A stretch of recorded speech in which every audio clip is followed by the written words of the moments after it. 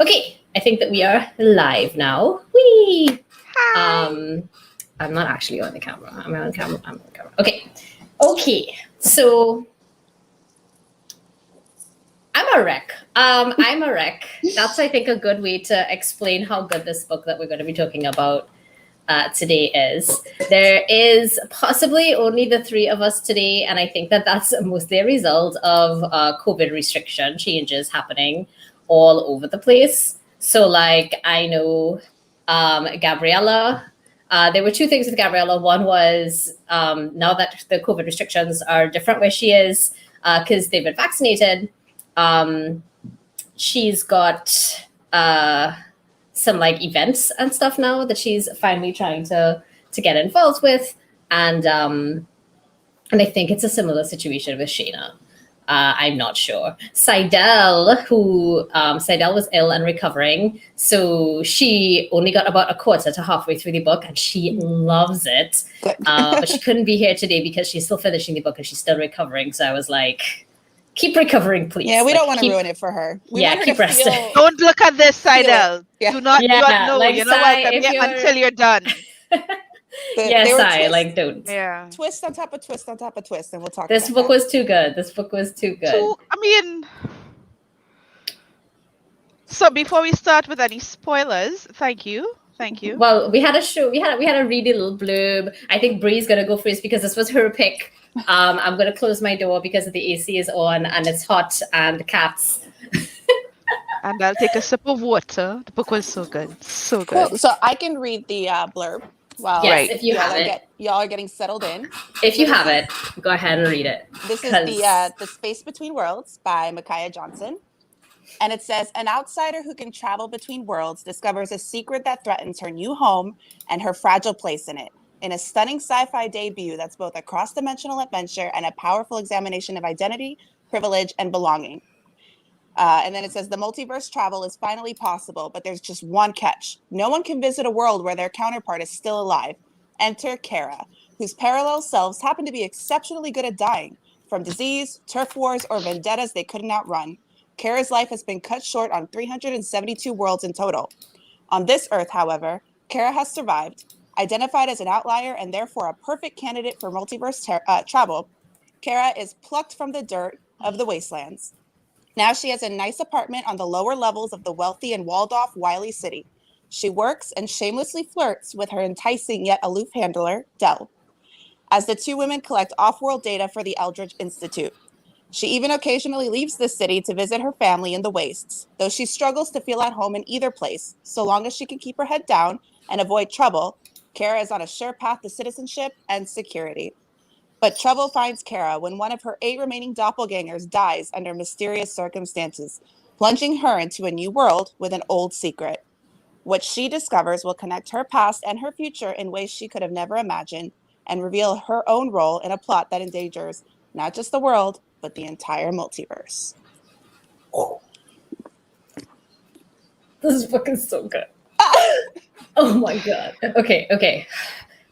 Bree, you get to go first because this was your pick. It was a fantastic pick. Tell us why you chose this book. Tell us what your initial thoughts are, will be on the book. I don't know. Just tell us things because it's like the other books, right? Like if I start talking, I'm just gonna it's so good.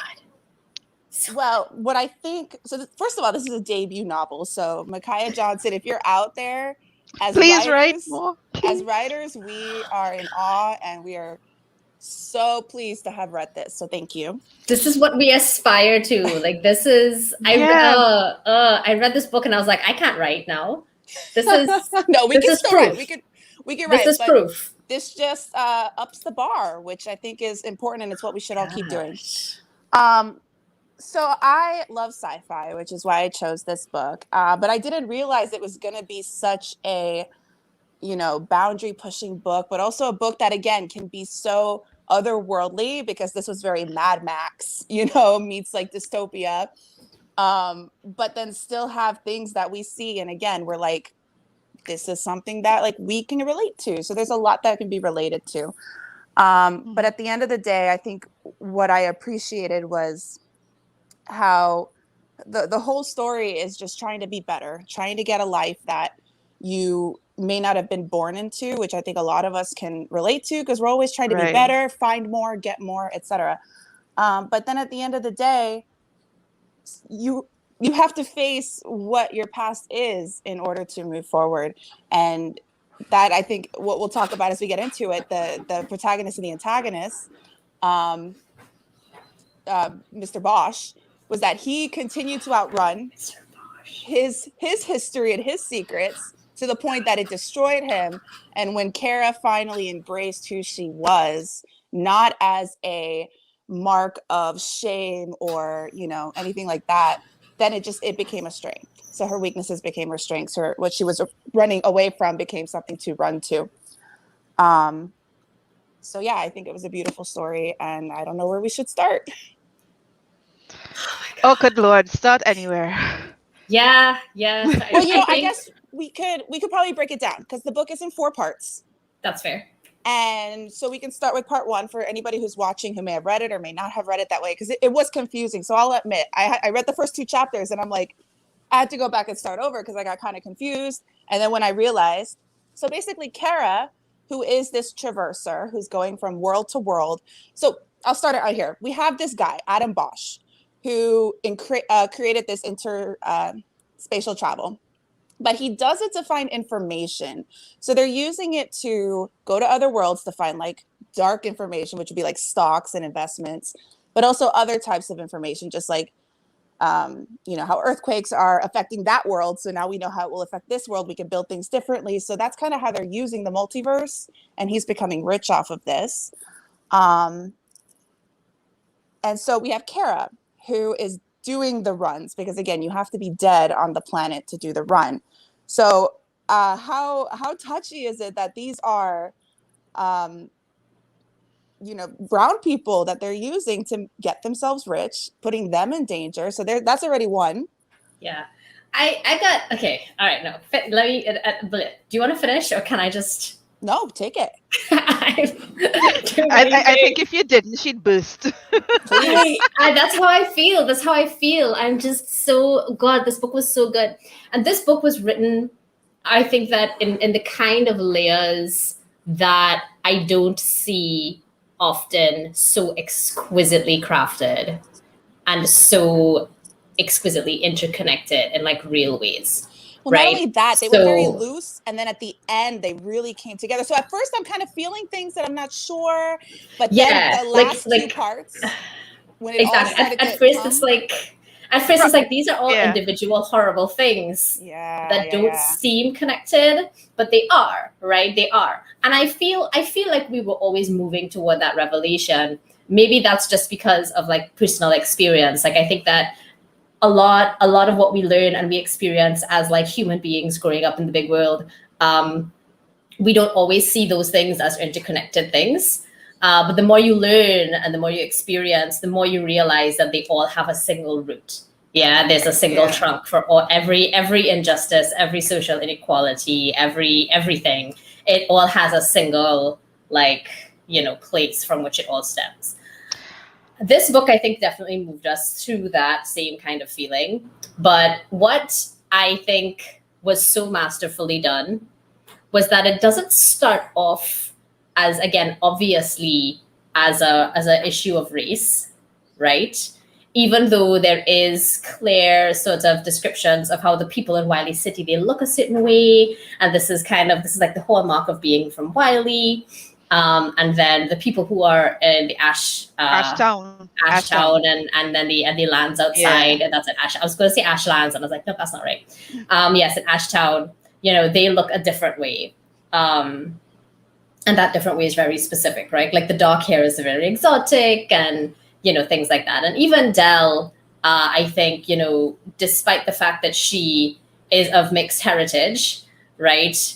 There were other things. There were other hallmarks that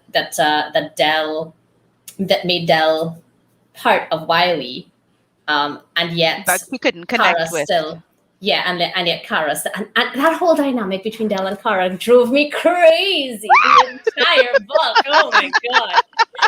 I'll be honest. In the beginning, I didn't really get it because, again, she was So Dell in the very beginning is portrayed as like this white, like light. She's like a light. She's very like clean. You know, she's from money. She's the epitome of Wiley. She's from old money. Yeah, She's old money, not just money, old money. She comes across like, oh, I mean, they portray her as classist throughout most of the story. So most of the story, I'm like, Cara, why do you keep bothering? But I understand the heart wants what the heart wants. But then at the end, when you realize what happened to Cara Menta versus Cara Lee with Dell, that there was a history. So again, for anybody who read the book or didn't read the book, our character actually one more time for anybody, spoilers. Fucking spoilers. This is a tell-all goddamn channel. We're going to talk about all the things and all the spoilers. This is not book club as much as it's, we're not here to give you a nice clean review. No. We are here to word vomit about how much we feel about this book. Yeah. Okay? So, especially this book. Especially this book. So to bring folks, so you go, Brie, because I think you're going to say the same thing I'm about to say. Yes, yeah, I was just going to say. So we have in Earth Zero is like the default world that we are in, the one that has the ability to traverse and has Adam Bosch, the CEO, intelligent science guy, rich, asshole. Anyway, so we have the character Cara Menta, and in the first 2 chapters, you're like, Cara Menta, this is who she is. But then it's revealed that she's not Cara Menta. She's actually Cara Lee from Earth 22. So there's an event where Cara Menta is sent on her first traverse to Earth 22, where Cara Lee was supposed to have been dead, but she's not. So when you traverse to a land where your doppelganger is alive, you are busted up. We'll talk about like the goddess Naomi and things like that, but you can't pass. There cannot be 2 of one thing in the same world. So when Cara Lee finds her dead doppelganger, again, this is a girl who's been abused, living in the wastes, working as she tried to work as a prostitute. She's living as a concubine. She's basically a kept woman to the emperor, and the emperor is essentially the man who rules the Badlands. Like, it's pretty. It is. I think that Mad Max example was a good one when he used it. I did really like the book's treatment of sex work. Mm-hmm. So I loved it. She's trying to escape. So she's from a really bad world. She's not, and Cara Menta is from a world where she was actually raised in the rules, which is the sort of religious sect. So her life was a little cushier, still in the desert, but a little nicer. She wasn't working as a prostitute or being a kept woman or anything like that. So when she comes across her dead doppelganger in the desert, she says, this is my chance to escape. I don't know what I'm doing. Yeah, I don't know what I'm doing, but she hears a voice and it looks like her. She puts the clothes on, puts the collar on, and Dell guides her back home. And from there on out, her secret is, I'm not from this earth, but now I'm working as a traverser. And so that's kind of where we are in this book, and that's where it starts. So that, first of all, that is, sorry, cat hair. First of all, that is one of the sort of like big reveals for like early in the book. I remember exactly how that transition happened. So it was like a confession. Like Cara Lee is like everybody's kind of, saying their thing quietly to themselves, a confession. And she's like, I am not Cara Menta. Cara Menta is dead. And I read that and I was like, okay, so identity thing. All right, cool. And then the next line, because it's like a line break, right? Like a section break or a kind of thing. And then it's like, she starts talking about her life on Earth 22. And I was like, wait, hold on. That was literal. That wasn't just, oh yes, I'm a new person. The Phoenix. Yeah. No. I'm not a Phoenix. I'm a new chicken. Yes, I'm a chicken from a different coop. That's a whole new thing. And I remember reading that and thinking, I think that was so masterfully done, because there were hints, there were like these really subtle hints that were easily ambiguous. And, you think you know what's coming. The diaries. I think when I read the diaries and reading through the diaries and things like that. And I was like, well, okay, maybe this is just like a memory thing with traversing. Like you don't keep memories. And I think it says something like that somewhere in there about how you lose certain memories or you give up certain things or like whatever. And so I read that and I was like, okay, so that's what this is for. You read all these things. And then, she goes there. She's, how do I know about the tattoos? And I'm thinking to myself, this interaction between sisters, wouldn't the younger sister know all of this? Wouldn't the younger sister know all of these other things already? And as well. So why is she trying to hide it? And I was trying to figure all of that out. And then this happened. And I was just like, everything pieces fall into place. It just all came together. Well, and a major question I had at that point, and I'm so sorry. Come here. No, my dog's making noise. But anyway, it's fine. My cats are also. Yeah, one of my biggest questions there was, why did they send her to a world where she was alive? And we won't reveal that yet. But that from the very beginning, that was my question. Why did they do this? How did they get away with this? And so that was a setup for the ending. That was just. Candace says, "Hey, hi, Candace." That's my bestie. But yes, you're right, Bree. Like that was That's a whole thing. Can we talk from a technical aspect? Like, if you wrote this character, wouldn't she come across as one of the worst assholes you've ever met? Would she not be would she not be like, okay, it's like I didn't hate her, but it's like, okay, I understand what you're going through. I did not like her. Cara Lee, I didn't mind as much as I minded Cara Minter. No, the other one. Nalene. Nalene, I didn't like. Yeah. Nalene was really scummy. But I do want to say Cara Lee though. She was Cara Lee. Oh my god. I was like I'm reading this and I'm like, no, I can't. No, it doesn't make sense to edit my stuff. Just start over, right? And just be better. Like, you know what better looks like now. You can do it. Yes. You know what? But back to the diaries. Like, okay, so throughout her life, she kept these very detailed diaries. She's like one per year. And then in the last 6 years in which she was working, I'm like, well, sometimes you get a new job. And things you used to do, you don't have time for it anymore. There's a lot of things I can, like when I started working, there are things I stopped doing. And I'm like, I can relate. And it's like, oh, but that's because Cara Minter was a diarist, not Cara Lee. Like she's trying because she has to keep up these appearances. And I just thought, like, I just thought of that, and it's like that to me, when I read the book the second time, it's like that was our clue. That was a dead giveaway. And that is what that was. That was a separate person. Some of the other like little things that were laid in is the way. You see, Dell was portrayed in a certain way, but our point of view character is Cara Lee. And the reason that Dell is perceived in a specific way is because that's how Cara Lee is perceiving this. But I'm reading it and I'm reading Cara Lee's interpretation and I'm like, nah, fam. I am sure this ain't it. I am sure this ain't it. I am sure this ain't it. And so we go back now to that moment of realization when we recognize that it's not Cara Minter, it's Cara Lee. And I think like a reading, because that happens, you get, I think, a chapter or two in before that happens. Like it doesn't happen right away. It happens, in the beginning, but you get through a good amount, I think, before that moment. And so you do have some engagement with Dell before then. You do have engagement with like some of the other characters.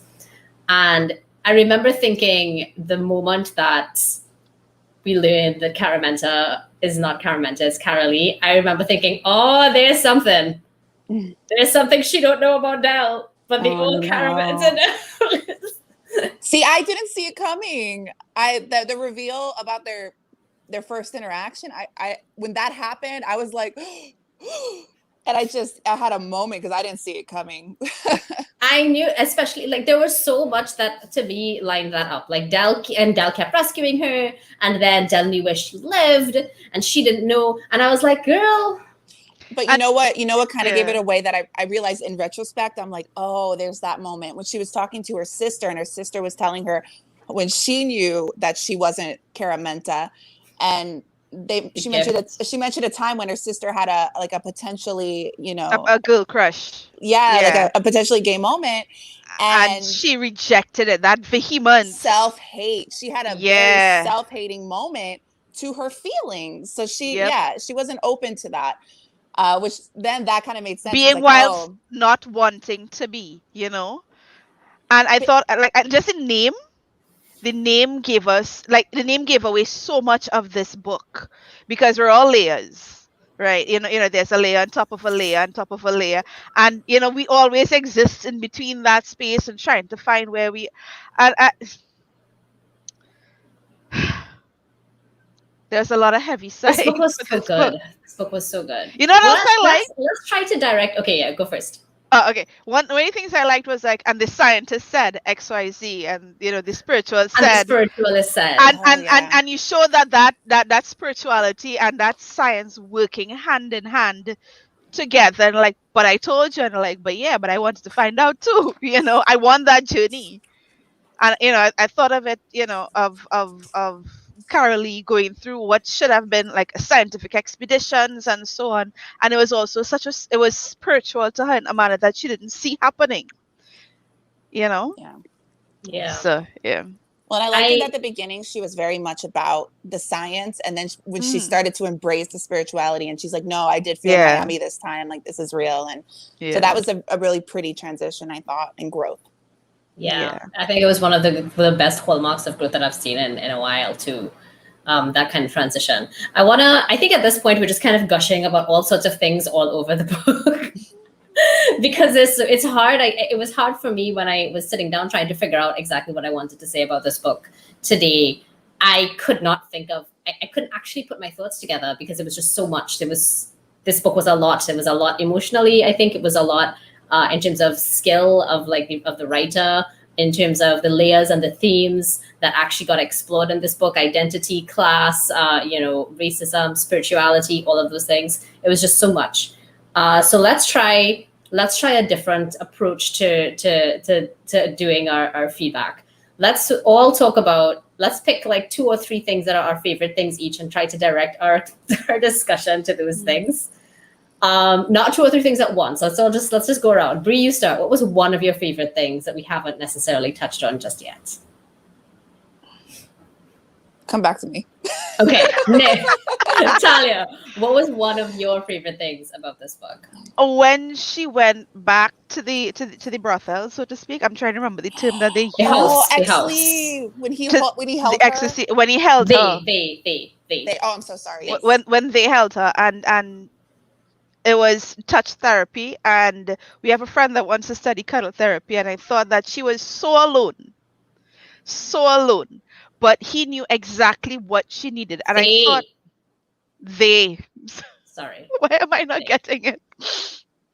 But the book said it too. Like, I don't know. I don't know.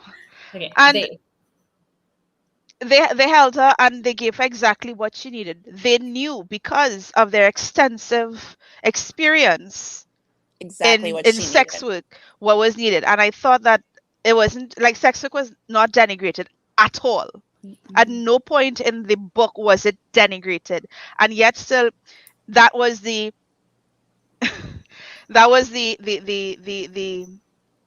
was a source of comfort. It was a source of community. It was a safe place. A church wasn't a safe place, but the brothel was, yeah. That was their safe space. I want to actually point out something here that so BL says pronouns can be weird to use in real life, which I guess is true for some. I want to talk about something there where we talk about because we're referring to this as sex workers and a brothel. I don't know if you noticed, but those words are not used anywhere in the book at all. Mm-hmm. These are not sex workers. These are providers. These are providers. And this is not the brothel or a brothel. This is a house. And this is a very. Mm-hmm. There was a moment when Cara Menta was in a different world. I forget, or Cara Lee.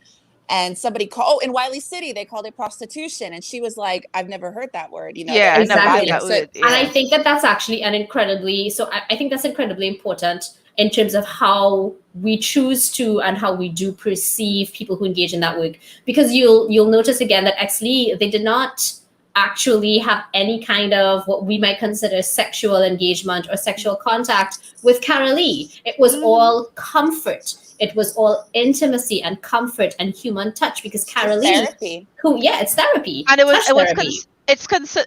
was considered skilled labor. It is skilled labor. No, what I'm saying is that in the book, No, but in the book it is considered skilled. No. But specifically in the book, that's it was important. treated as skilled labor because she's like, yeah, I wasn't cut out for this work. She's I as lack bad the at it. skills to do. I'm bad at this, and I liked it because you tell somebody, you hear of somebody having a past or they're currently engaging in that type of work, and they're looked down upon. It's like, well, get a real job, but it's a real Listen, job. it's And hard. again, it's like the depiction of it and the description of it and the was so it was just lovely. It was so lovely. And the way that it was such a cornerstone of the community, Of the community. right? She knew if she went there, she could get a meal. When they put the plate in front of her and they didn't charge her, and she thought back, well, okay, what seems fair? And she goes back to what should be charged in Wiley City and gives them that money based on what she ordered. And because she refused to take advantage of that. So that was one thing I really liked about it. I really liked. Oh, You cut out. yeah. Talia, your mic just cut out. I don't know what happened. So BL is asking if being a provider is like being a geisha or something. I don't understand enough, I think, aside from like the popular understanding and the like surface level kind of about what a geisha is and does. So I don't know that I could answer that question because I don't know enough about the cultural significance about geisha to be able to make that connection to see whether that's a yes or a no. But I can research it and let you know. Did anybody play Mass Effect? Or I don't know if anybody out there has played Mass Effect. Yes. Yes. It reminded me of the consort. So when you go to the Asari consort, she may give you words. She may give you touch. It's just sort of what you need. So it's, I kind of made that connection. Not a bad, actually, that's also not a bad example. But I want to come back to the idea of calling. Talia, is your mic working now? No, the answer is no. Okay, so I guess Talia will be back. Are folks still hearing me and Bree? Bree, you're still hearing me, right? Yes, I'm still hearing you. Okay, good. I'm still hearing you. Okay, so we'll carry on until Talia can return to us. So Talia is very close to her camera now. And we still can't hear you. So in the meantime, what was I going to say? I want to talk about how we call them providers. In the book, they're referred to as providers, and the house has power, right? And I think that is such a great term. So as Talia was saying just now, that they'll give you a meal, they'll give you, a hug, they'll give you the things that you need. They provide those things that you need, and that's why they're called providers. I don't think that is something that, yes. Okay, good. Go ahead, Kate. Okay. Sorry about that. No, it's cool. Technical. Would it be a book club with no technical difficulties? I don't think so. But yeah. So wait. What? And now we can't hear you. What did you do? What did you do?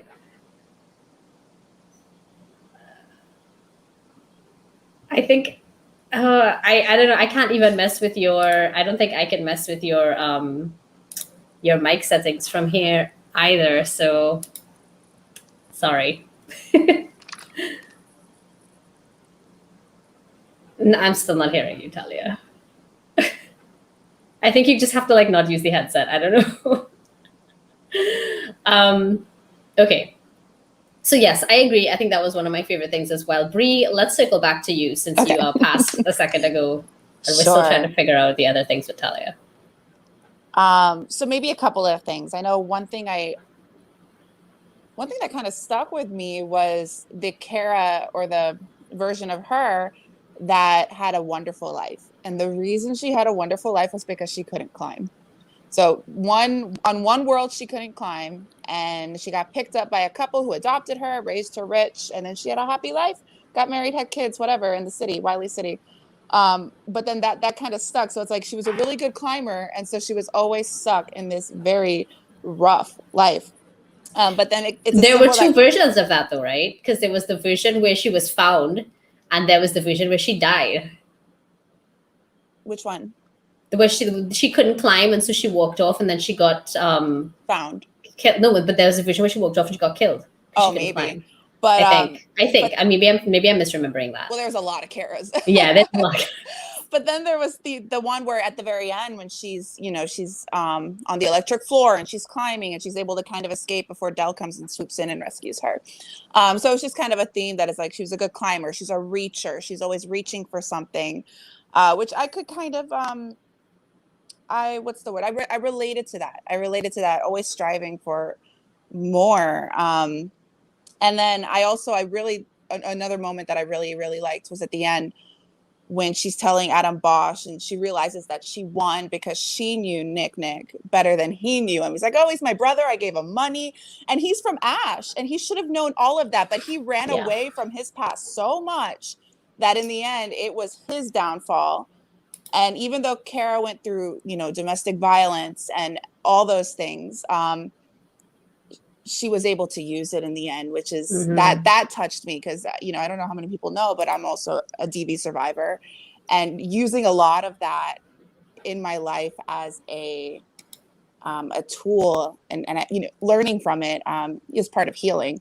And I think I saw that in Cara Menta when she realized all the abuse she went through with Nick, that she was able to use all of that in the end to take it down to defeat Adam Bosch. But yeah, I think that embracing of identity and embracing of past too is something that, and I don't know, and maybe I am making this up, but I feel like in every single book that we've read, almost collectively, all like 7 of us. I know it's only 3 of us today. There's a group of 7 of us. I've noticed that we always come back to identifying these particular themes of embracing your past. Talia, I don't know if you saw my message, but I tried to unmute you and it says that I can't unmute you because your mic is not connected. And perhaps that is the problem that we're having with your audio. But anyway, so we always keep coming back to this thing about embracing your past and embracing who you are and your identity and how that always seems to make you stronger. And that whole thing as a story about, what it means to assimilate and to be an immigrant or to be a person with a colonized past, past the, descended from people who were colonized. And I think this is one of the things that I loved so much about this book is that it took that reality and the layers and the modern truth. Is that Talia that I'm hearing? Yes, it is. You can now see and hear me. Yay. You need to shift like a little bit because like you're half off the screen, but yes, we can see and hear you now. Okay, cool. Welcome back. Gal. Yeah, I literally had to switch out mics. Oh. Yeah, that was wicked. Yeah. Oh well. Okay. Well, now we're back. So I was just saying that I feel like that theme was told in a way that is so much more real to me as a person. Like I related to Cara Lee in that way so much, right? Like whether by luck or by hard work, she ended up in a better position than the one she'd grown in. And she tried to just kind of keep assimilating. She tried to just kind of keep moving down that path without embracing who she was and who she used to be and making, owning that as part of who she is now too, and part of who she is today in the stories today, the stories present. And that, I think that's something that I always truly relate to as someone who with a similar, I try to not engage with that particular past for assimilative purposes. And now I'm trying to rediscover that past and kind of own that part of my identity. And I think that is also one of my favorite parts. But since, so Natalia was the providers and the house and just how well respected and how important they were. And then Bree, you were talking about that embracing of identity, like toward the end and stuff. What was one of my favorite parts?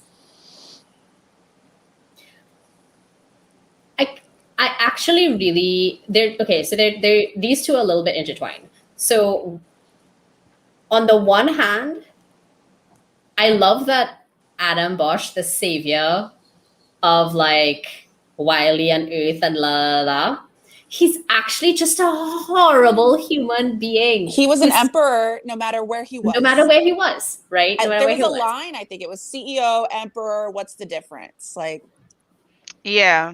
So there's that. Yeah, sorry. Go ahead, Talia. No, and then too, there was a legacy of violence because their father was violent.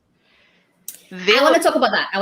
That's actually where I'm going with this. So okay. So Adam, does the same thing that Cara Lee does. Gets into Wiley, leaves it behind, moves forward, does all of this crazy genius shit, and is running things. Cara Lee ends up in a world, as soon as Adam realizes that Cara is a danger now, he sends her to a world where she is still alive, knowingly, right? But she survives. She survives because of Nick. And in this world, Nick is not a man of violence. And in this world, Nick is not an emperor. Nick is not any of those things. And we could talk about this history of violence bullshit, but honestly, at the end of the day, despite the fact that this history creates a potential foundation, right? It is not unknown or impossible to break away from it. And I really enjoyed that there was a world in which Nick was not that person.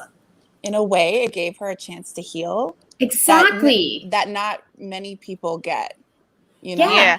I think like in the end when she turned it to him for assistance, I don't think she would have turned to him for assistance if she had not seen the differences between the two brothers. Adra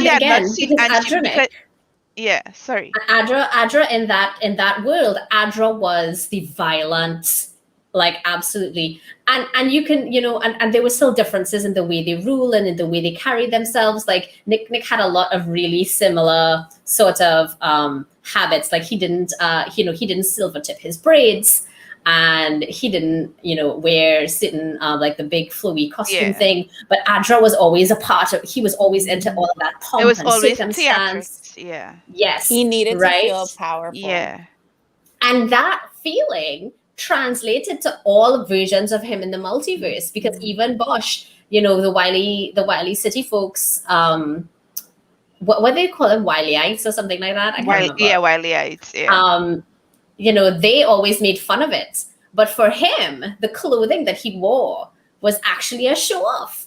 It was a show off. And it was so easy to notice that once you recognize his roots, that he was just flaunting it. He was an asshole. He was just an asshole. White pants. And it's crazy because they introduced him like, she thinks of him as like an eccentric kind of. Yeah. Like he was very benevolent when he came up to her, but the whole time he was controlling her. The whole time he knew that was a big thing. He knew exactly who she was. And that moment when he comes into the room and he's like, I wanted to see if you were her, Nalene.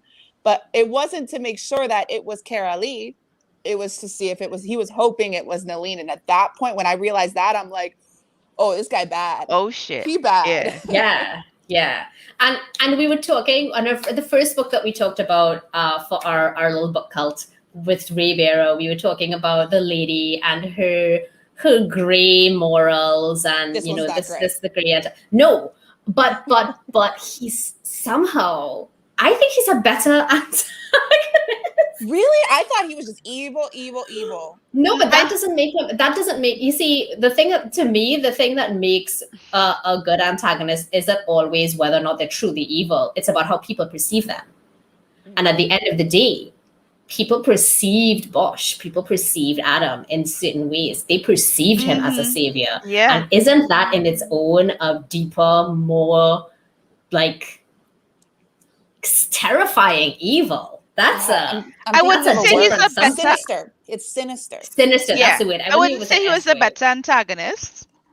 I wouldn't say he was better, but I think his than the lady. I think he was just more evil. It was clearer to see his evil. It wasn't. it was not clear to see his Until the evil end, until the end. No, but I'm saying that like we had a lot of discussion about the lady, about whether she was right, whether she was wrong, and those were You know a what? She was conversation. evil from the beginning, and then Adam Bosch became evil at the end Yeah, by that's true. perseverance. Yeah, He was That's always true, evil. that's true. Yeah, and but as perception, that was the perception, right? And one thing that I noticed was that he hoarded knowledge. He must be the only person with knowledge, no matter what world he was on. Until Cara was like, "Fuck that noise." Yeah, she was the one that changed that. But that is who he was at his core. But I remember he grew up sickly. He grew up being the lesser brother, and so therefore he held on to anything that made him feel superior. Where there was knowledge, where there was weaponry, it doesn't matter. He just held on, and he literally killed versions of himself to preserve his own technology. He didn't kill, and not just that, he also intimidated other scientists and so on to ensure that he had the only. And that was what made when Cara brought him to his knees, say, but you're gonna die. You're gonna die. Everything gonna die with you. Your legacy will be just left in the dust when it's all, when things start to break down. It'll be gone. And she scared the living shit. He had always been 5 steps ahead, and then she's finally like, well, actually, no.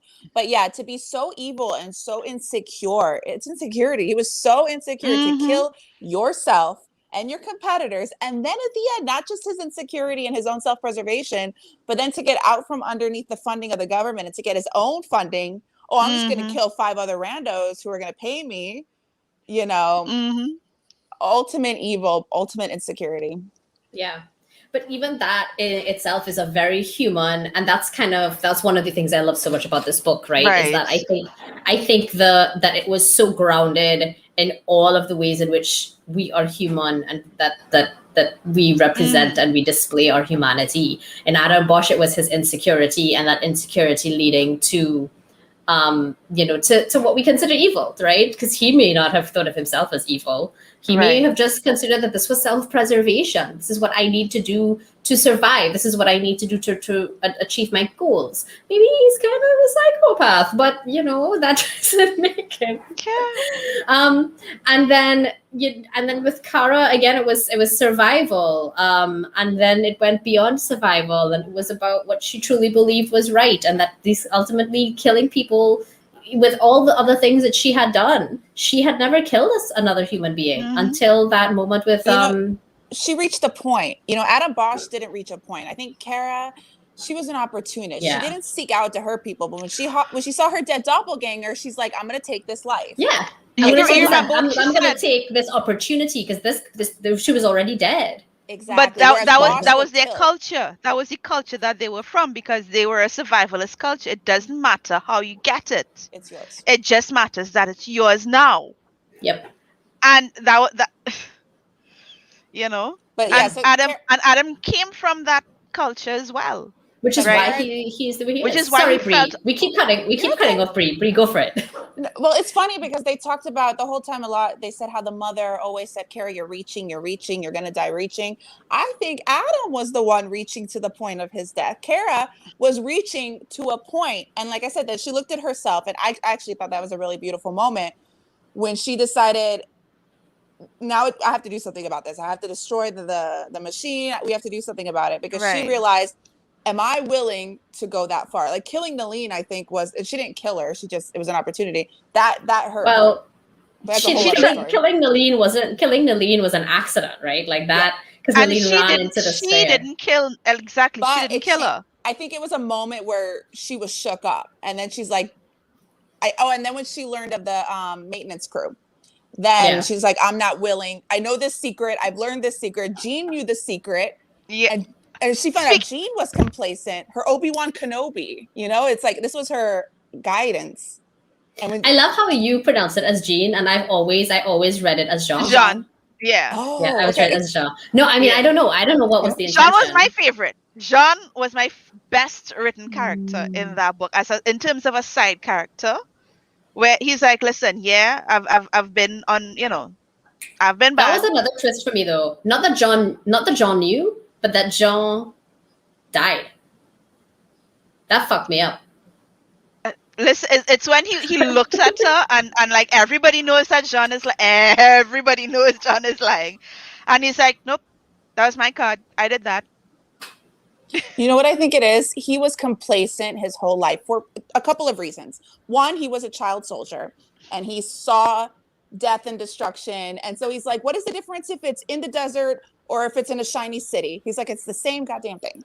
So he was just living his life and surviving, even in Wiley City, to the point, though, that he lifted his family. He got his children and his grandchildren a better life. He got them security. So I think at that point, after he got security for his family, he's like, I'll take the hit for this one. He was an old man. He lived his life. And I think at that point, that was his moment of redemption almost. And he'd secured his legacy. And he clearly considered Cara part of his family. Like she was his. She belonged to him. And he was going to do what he would have to protect any one of his children or grandchildren. But I was literally in tears. That was a hard moment. That was hard. It became an even harder moment when you found out that Adam knew the whole time that and he killed him anyway. Yeah, that it wasn't Shaw. That his honestly, decision. I did not give a shit. I was fine with Adam being the evilness of the evil villains. That's cool. But when he said that, and I felt like that had to have been true, that he knew. But when it was confirmed, when he actually told her, well, of course I knew, because that's how I'm going to control you. When he said that, I was like, nope. I was like, I'm gonna roll my sleeves. Like that was her moment. That was when she was gonna become. That was it. Yeah, that was her.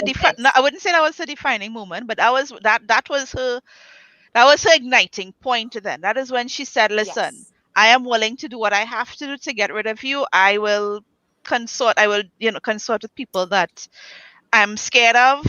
If I die, I die." That was her moment. Well, I think that was the push into the final act. That was where she cannot go back to the world as it was. She knows too much. Her mentor is dead.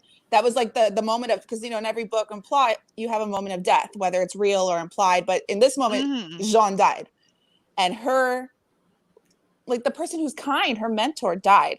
And like I said, he laid it out. Bosch laid it out like, yeah, I could have killed him, but then like you'd be doing your thing. He's like, it was just easier to kill him, and then like I have you now, and because then that's when you're like, he doesn't give a fuck about anyone but himself. No.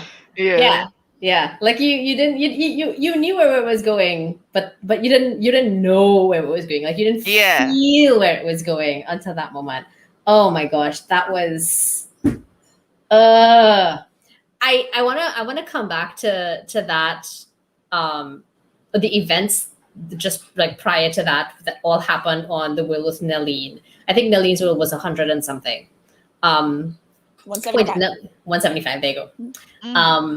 So on Nelline's world, where Nick is not a horrible human being, and Adra is in power and is a horrible human being, that entire little mini storyline, that entire little side quest, right? That story within a story, that is the best fucking foreshadowing. But you don't know it.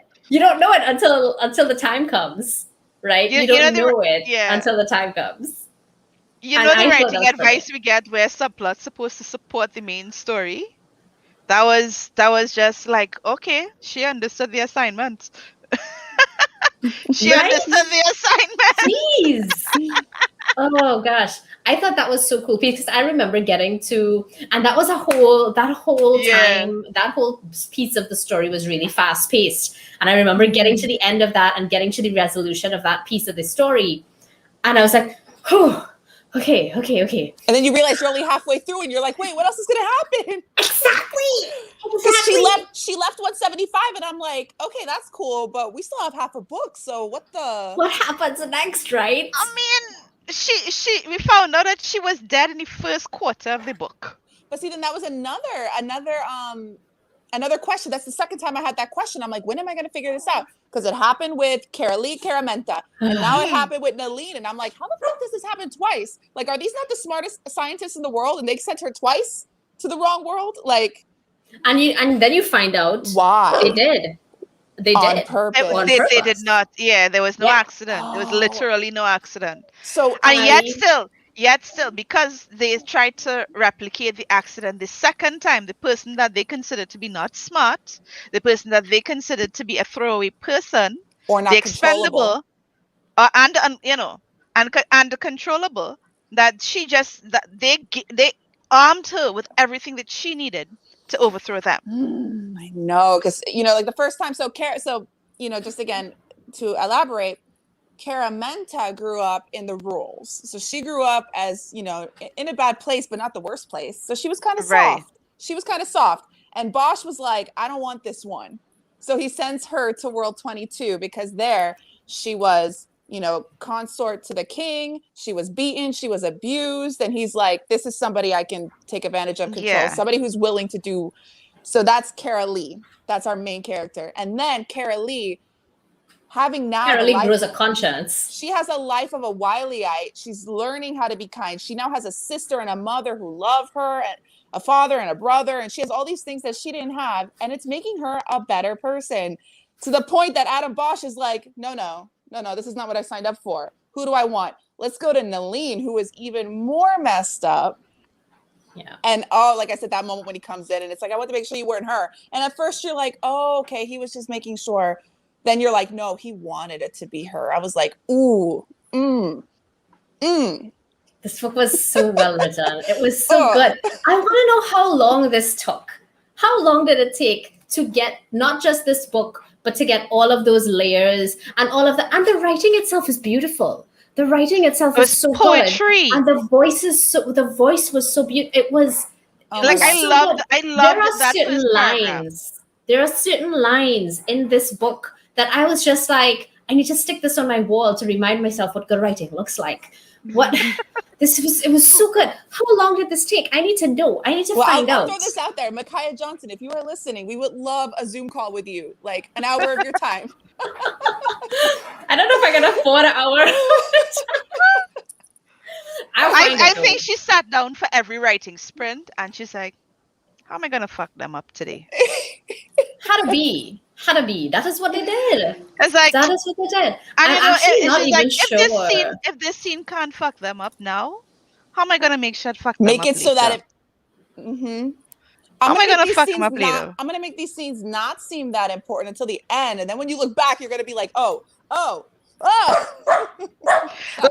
sister Esther, even Echo agrees.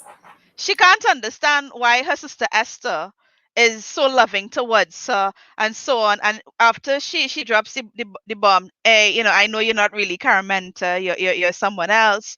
And she said, but how did you know? Was it the tattoo? She said, no, it's the first time you came home. You were nice to me. I want to know who the hell was Cara Menta, boy. She sound like a real bitch. Like she sound like I wouldn't like she at all. No, you know what? I think she was also insecure because I think she didn't know who she was. She didn't have any self-love. I think she was like self-hating. She was Adam's parallel. But I think out of self-hate, she was lashing out at everybody around her, including her sister and Dell, setting up a 6-year horrible affair between them now. Self-hatred was Cara. She didn't just set up Dell. She had her written up. Oh yeah, that's true. She went to Bosch, true. because she regretted. They hooked up, and she regretted it, and then reported it because she hated herself so much. Yeah. I felt. Listen, when that reveal happened, for Dell, that for 6 years she stuck around, never took a vacation. Hard. Not just that, but Dell. Listen, Cara tortured Dell. She didn't know that's what she was doing. She didn't know. But that's what it was. If I had been, and Dell, that kind of commitment, that dedication, right? Like, you're a horrible person to me, but ultimately, I want to make sure that you come back from every pull. I want to make sure you come back. Oh, that's what they would call it. They would say that, you're going on you traverse worlds, but the act is pulling because you pull information from poets and you pull that info back. And And she risked her career to save her from More when than she got once. caught. When she More got than caught in the once. building, infiltrating R&D, which was Yeah. nothing. But more than once. She Yeah. put her ass on the line for Cara more than once. And Mhm. I just I don't know, I don't know what kind of I couldn't be friends with Dell knowing that this is what she doing. It's like, girl, pull yourself together. And she report you, and you still doing this? Like, save yourself. Man, Find I don't somebody know. else to help, right? Or you know what? You don't have to deal with this. You see if she dead in that world, right? You can't get, it'll help you get over her. I would give Dell some of the worst advice. First of all, everybody watching should be aware that Talia does this thing sometimes on social media where she'll be like, once again, I'm giving away free bad advice. Please comment your questions below. All right. She once advised on what was the question that got you banned? I think it was They somebody want. asked how do I get the homeowners association to open back up the pool? And Talia's advice was send nudes. I did. She To got be banned fair, from Facebook, everyone. to be fair, I said that I was giving bad advice. That advice is bad advice. It's terrible. Okay? But you knew this going in. I haven't done that in a minute. But I Anyway, will. the point I'll begin. is, I'll the restart point that. is, the point is, that whole relationship was heartbreaking. I am glad that they got. I mean, this was not a romance, right? But I'm glad that they got a happily something. I don't know if it's Yeah. a for now or if it's a ever after or what, but I'm glad that Dell. Honestly, I don't give a shit about Cara. I don't give a shit about Cara. I'm glad that Dell got a happily ever. I refer to it as a tolerating you ever after. Because they spoke about the tension between them because neither of them are 100% from that place, and they will, So Yeah, but here's the thing. I think that for Dell, actually, Brie, go first because I've been like blabbing a lot. Oh no, I was just gonna say I think it's a happily ever after. I think that there's 6 years of hurt between them, but I think because it's unintentional hurt, I think they'll get over it. Because it even mentions at the end, it's like they'll live in the middle. She'll work here, they'll have children, whatever. So I think it's a happily ever after. But go ahead. BL asks, did it work? But I don't know what you're referring to. I don't know, did what work? Oh, did the nudes work? Maybe did the nudes work? I think that might be what it is. I think the answer is no. let's just say the pool is open. Oh. What I want to know is who sent the nudes then, right? Like who did that? Whose nudes? Anyway, okay. What I was gonna say is I actually feel like there is more. I think that there's more common ground than we might know or that we might see in their relationship between Dell and Cara. Because even though Cara certainly has her foot in two worlds, Dell does as well. We just don't get as much insight into that. But Dell is of mixed heritage. Dell is not just a Wileyite. Dell has family in Japan. I assume Dell is of mixed heritage. I get that impression Right. that she is not. She is perhaps biracial, Japanese, and something else. I'm guessing something white based, Caucasianish. I don't know. Whatever passes as a Wileyite. Yes, that. But that's the impression that I do get. But whether that's the fact, or if she's just fully like Japanese in like ethnic or racial background, and she's simply living in Wiley now. I think that Dell also has her foot in two worlds, and even if those two worlds are not the same two worlds that Cara knows or understands, and even if Dell's background has always been more wealthy and perhaps more secure, right? I don't think that changes the fact that there is a lot of common ground when two people live in two different worlds or have, are engaging in two different worlds at the same time like that. So even though there are going to be things that they may not be able to always connect on fully, I do feel like that's there's ultimately still a lot there. There's still a lot there for a foundation, Mm-hmm. Yeah. And I just felt so bad for Dell. let's see. So that was I think that that whole was kind of my thing on there is a world where Nick is actually like a good human being. And then there's the Adam Bosch, who it seems we don't know what is the world. We don't know what world Adam Bosch is a decent human being, because he probably died on that world, having been assassinated. He never had a chance to be a good person. Yeah. So we don't know. Let's come back around, I guess. So what is your next favorite thing, Brie? I think, just looking kind of down into the book as a whole, looking at Cara Lee, Caramenta, and Nalene, and then all of her other ones that she kind of mentions in and out of the story, I think it makes you think a little bit about all the people you have been and all the people you could be. And I think it just illustrated it very literally, right? Because I don't know about you ladies, but I'm sure it's the same, especially as we get older.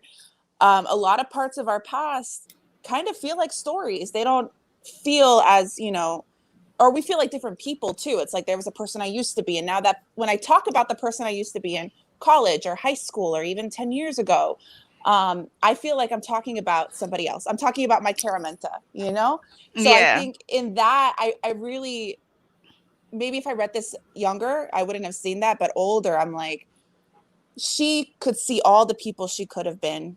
And I think in a way she kind of landed in a good place, because she saw Nalene, who she could have been if she really gave up everything and maybe even went along on how Bosch wanted her to be. She would have become Nalene, but she didn't. She saw what she could have been and then chose not to. So I think in a way, Cara Lee got to see sort of the better and the worst. We sort of have to do some of that mental gymnastics ourselves. But in a way too, that I look back, or we all look back at parts of our lives that kind of feel like other lives. So I thought that was very beautifully done. And I don't know if it was intentional or not, but that's definitely how I sort of viewed it. Excuse me. Yeah, I agree. And even how she mourned Nalene, even though Nalene was kind of a, bitch. We don't like her. As a reader, Nalene was kind of skeezy. Like Nalene, let's just be honest. Like Nalene was, but the thing is, Nalene was like the worst version of herself. But she still mourned it when she lost her, and she still kind of spoke to her. Kind of should too, right? Like, because there was so much to mourn with Nalene. Is that Nalene is not, Nalene isn't a bad person or wasn't a bad person because Nalene wanted to be a horrible human being like Adam Bosch. But Nalene was a product of her environment. And even Adam Bosch, like I say, and I still think that he's a better antagonist, not necessarily because and not because of the evil thing, but because this is just another person whose life was simply built. He built his life with the bricks he was given, and in the only way he knew how, much in the same way the lady did, right? The way we had described that she went about engaging in this plan the only way she knew how, the only way she had ever been taught or trained to. And I think Adam did the same thing, and I don't like him, and I think he's evil, and I think he could have made different choices, the same way Cara made different choices when she was given the opportunity, and Adam chose not to. And so that is why I think he's evil and not just gray, is that he eventually had a choice. He eventually knew that there were other ways to engage with things, but he didn't want that. He wanted something else. He could have let himself play out in the other worlds, and he's like, no, this is a threat, actually. Let me murder myself over and again. And not even that, but he hired people to do it for him. He had a whole department for it. Well, to be fair, he couldn't do it himself, because then he would die. Yeah. But Caramenta and Adam Bosch, they had similarities. They had their insecurities. The difference, though, is that I even Caramenta and even Nalene were more redeemable as characters, because they came from such poverty that survival for them was, it was so important. It was so important to them because it was sheer survival because of the poverty that they lived in. Now, Andronic came from Ashland, but his father was the emperor. He had access. He came from a certain amount of power, as in that's what he grew with. And when he turned 14 and he ran away to Wiley, he was able to continue. This isn't. I think this is an opportunity to talk about things like gilded cages, because despite the fact that Adronic, hold on, despite the fact that Adronic did have more advantages than someone like, say, Cara or Cara Lee or Naleen. His father was still a monster. His father was still a monster. And the issues with Adronic were not that it was that he was a sickly child. He was a sickly child, and he had certain expectations. And the thing is, we live in a world, and we read of worlds where, you know, expectations are not necessarily burdens, because when we engage with burdens, we look at the number of people who are simply lacking basic human rights. Right. And those people who are in abject poverty and who don't have access to things like clean water or a steady meal or even a roof over their head, you know, or healthcare access, all of those things, those horrid things, are things that we are people with privilege, and we can recognize that those are situations that are absolutely dire, and that we recognize those for what they are in terms of a crime against humanity, right? That does not mean that when you are in a place of privilege, when you do have your basic human needs met, that you aren't it doesn't still automatically mean that you will. That you aren't still, no, what I'm saying is, it doesn't mean that you aren't still burdened, or you don't still experience hardship or trauma, right? Some people with some of the greatest financial and material advantages are sometimes people with some of the most trauma. Look at every overdose in Hollywood. And some of the most trauma. And a lot of that is around those kinds of expectations. So I don't think that I appreciate what you're saying, Talia, in terms of, yes, Adra did come from what is, in theory, a more stable background, in terms of he didn't have to fight for meals. He didn't have to worry about money because he was the emperor's son. He didn't have to worry about those kinds of things, right? He didn't have those kinds of things as concerns, whereas Caramenta and Carolee did. But they were still in the same society. And despite the fact that his father did climb to the top of that society, they did still all have to engage with survival. And his whole life was about survival, because that's how his father taught him. That's how his father taught him, that this is how you survive, right? And these are your tools to survive. Do you think if he'd been able to traverse and see things the way Cara had seen it, he would have been different? Or do you think he would have been the same? I think he would have been the same, because he saw it all in the data. Yeah. He knew all the worlds. Yeah, but then she saw the data as well. But interacting was a different, gave her a different perspective. Because remember, data is one thing. It's a number, it's a statistic, versus seeing it in person. Like when COVID hit, for example, like, oh yeah, it's only 4% of people die. But oh my God, I was almost horrible to someone on social media for making those comments. Anyway, yeah, I needed a moment for that. But those were the comments that were said, and people were saying, "But it's 4%," and that is what a report does. It removes the human element. What really got people going was seeing people being hauled out of their homes and seeing people being hauled, loaded onto trucks. That was what made the world sit up and really take notice. It wasn't the 4% statistic. It wasn't that at all. Yeah, I mean, it just felt like he saw the data, but the data didn't connect. I'll be honest. I think that yes, that some of it is that there was no human element. He didn't have to face people like his other selves physically, but he's also a psychopath. Yeah. He's also a psychopath. Okay. Technically, so did Nick, but Nick had this one. Is it that he was simply Nick was not a psychopath? Nick was not a psychopath. No version of Nick was a psychopath, except perhaps Carolee's version on Earth 22. No version of Nick was a psychopath. Even the version of Nick on Earth Prime has a relationship. There are so many moments where Carolee looks at the Nick of Earth Prime. Or Earth Zero. Sorry, I say Earth Prime. It's Zero. That's fine. Yeah. Prime Zero. she's looking at the Nick of Earth Zero, and she sees all the differences in which he interacts with his people. The hands on her shoulder, right? The deferring to them to speak about certain things because that's their thing, right? The talking to them in certain ways, how he talks to them differently, He was a better engages leader. differently. Yeah. How these people still choked meant her out, something. Yes. But that his people, is what I meant. but he's not a psychopath.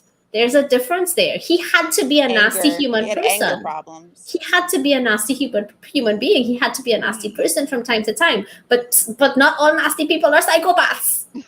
Adam was a psychopath. What they called it was the parade? No, wasn't the parade? The parades, the runner parades. Yeah, the runner parades. Which bang people with cars. Yeah, like he ended that even though he was very violent, Earth Zero's Nick was very violent, he still ended it. Yeah, but even, and yes, I agree, he still ended it. Right. But even that is a situation where is he who he is because that's who he is, or is he who he is because that's who he needed to be to sit in his father's chair? To hold the power. Yeah, to hold that power. Yeah. Because sometimes you have to maintain to maintain the status quo or to create change, because something else that we need to remember is that under Nick's rule, the Ashland flourished. Yeah. They did not flourish under the Emperor, and they did not flourish under Adrenic, but they flourished under Nick. Yeah. And a large part of that is because Nick did what he had to do to sit in that chair. Because right? he knew he had the leadership needed to take them through that. Also, Nick wasn't paranoid the way that Adronic was paranoid. To be fair, Adrenic wasn't paranoid because people were trying to kill him. Okay, yeah, that's true. Yeah, if you really think about Adrenic on Earth 22. No, not 22. Nalene's world. I forget which one that was. 175. 175. He deserved to be paranoid. That's fine. No, but he wasn't paranoid. People were trying to kill him. That's what I said. He had every right to be. Well, better safe than sorry, better paranoid than dead. Earth Zero was paranoid to the point where he wanted to wipe out entire versions of himself because he didn't want to lose his ability to traverse, or like his creation of traversing. That's right. Imagine if other worlds can traverse and other worlds are coming to you, and now you have to create like a interstellar council or something. Like he didn't, or like an interworld, right? Like like a parallel world. Governing body. Like Star Trek Federation. Except it's all Earth. Yeah. And the only people who can sit on these panels are people who are dead in every other world. But I noticed about Caramenta, Carolee, and that version of her. Because she was born into such poverty to an addicted mother who was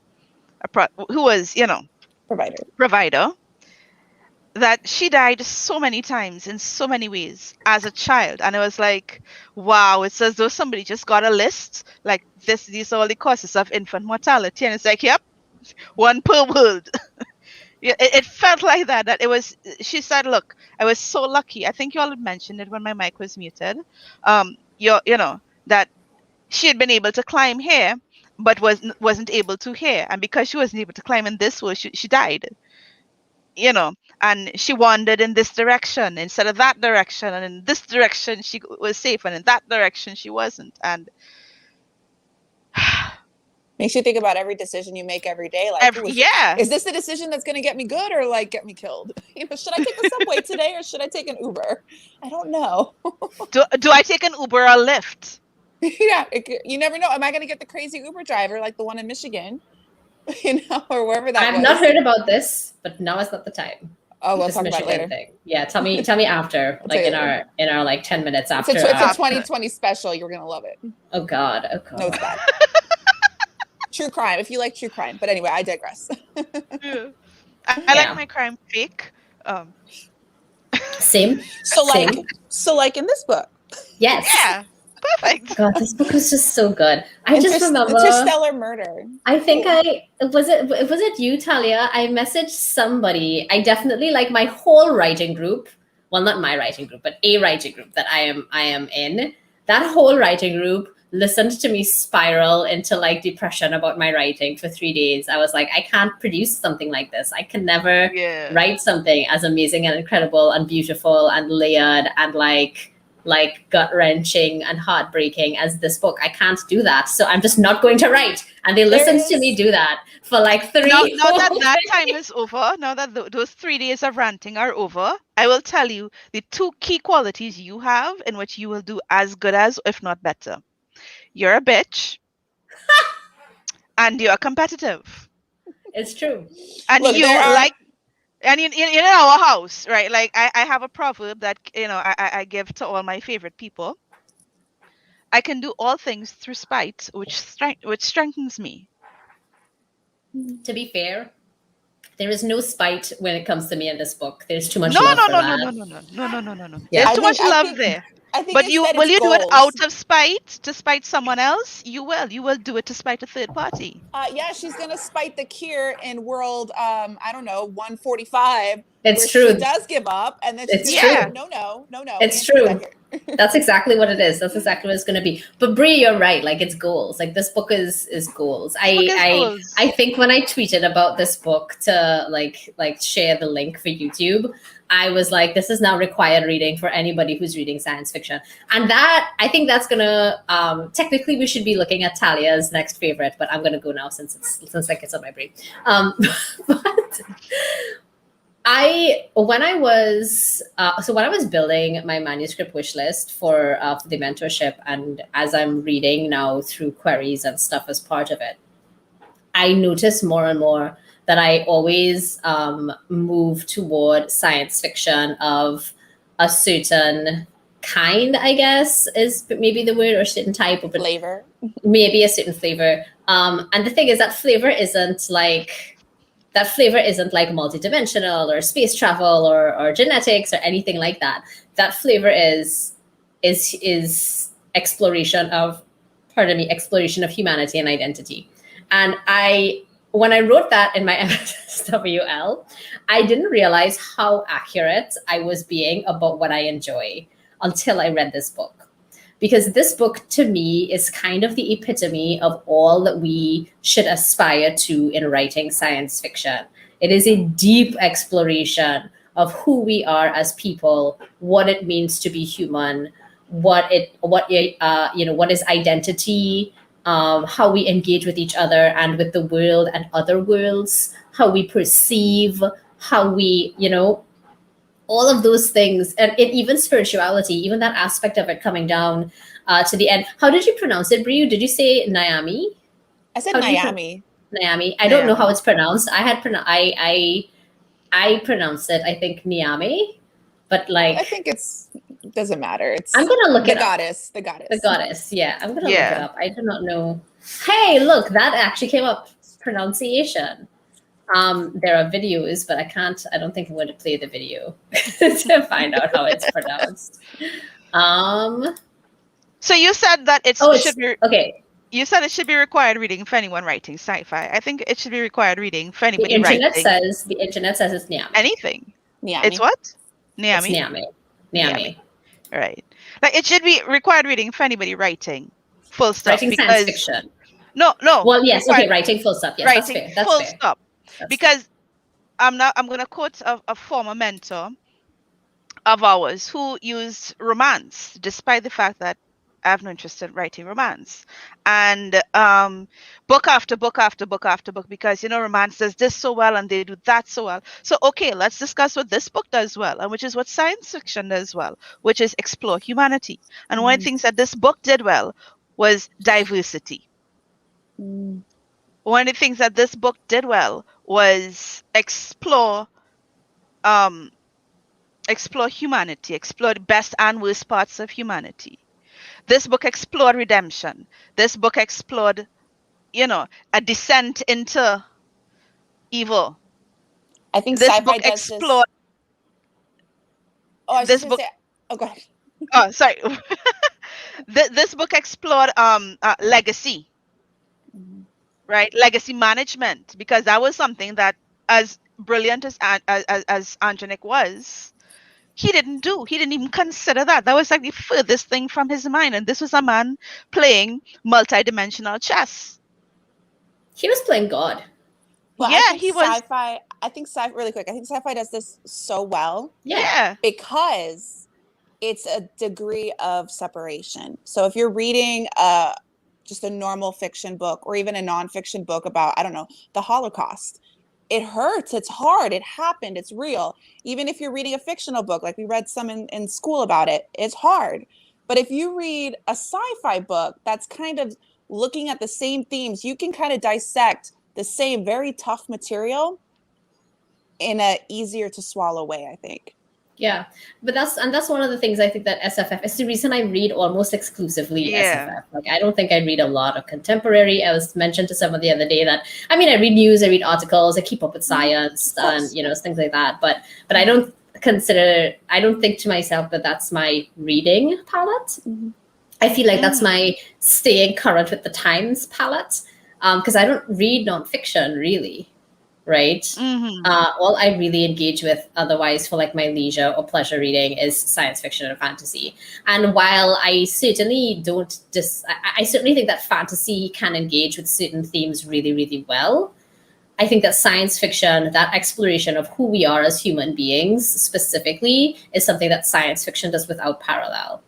When I think of the books that really interact with or engage with what it means to be human, I think of science fiction books before I think of any fantasy books, right? And some of that too, I think, is that element of speculative technology, because that particular element of technology, of new technology, and what that technology will do, and what are the repercussions of that technology, how will we engage with that technology, right? That right there comes back to a core question, right?